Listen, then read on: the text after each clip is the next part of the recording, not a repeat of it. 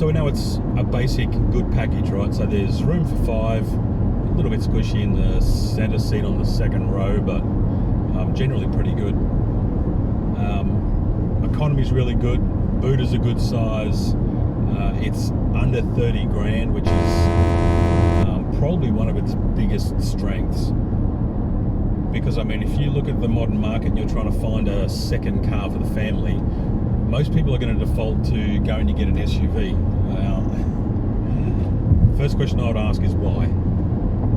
My second question I would ask is, have you already got one? And do you actually use the additional functionality in your SUV? Because I've seen people who drive 4-wheel drives and are scared to put one wheel up on a curb if they're trying to get into a turn-off lane or something like that, even doing like 2 kilometers an hour, which is crazy. Now, SUVs are really good if you need the SUV functionality, but if you don't, then what you end up doing is carrying around 300, 400 kilos, half a ton of extra weight, which affects your fuel economy and also affects the wearing out of your tires and a whole bunch of other stuff.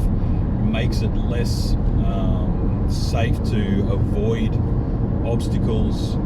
I mean, this one doesn't have a warning sticker on the sun visor that has a caution may roll over warning, because it's a normal sedan, and this does normal sedan stuff, and for most people that's going to be plenty.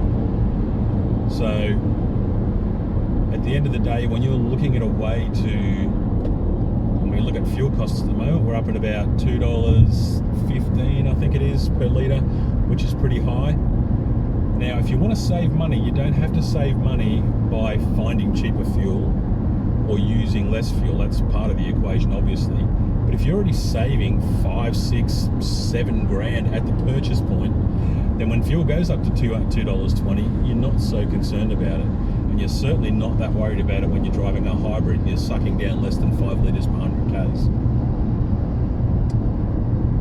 I know this is not going to be the right car for everybody, but for goodness sake, please look at other options that are not SUVs, and don't just think you have to spend the extra money on something that's going to cost you extra money to drive, cost you extra money to purchase, when there are great options like this available.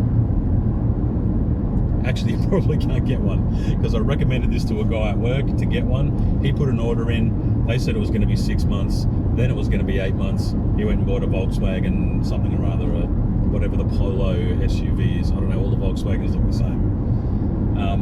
But by all means, make sure you look for a car that suits your needs, rather than just going out with the mindset, I know what I'm looking for and this is the only thing I'm going to check out, because you'll miss little gems like this. And in fact, I would love to have this as a second car in the family.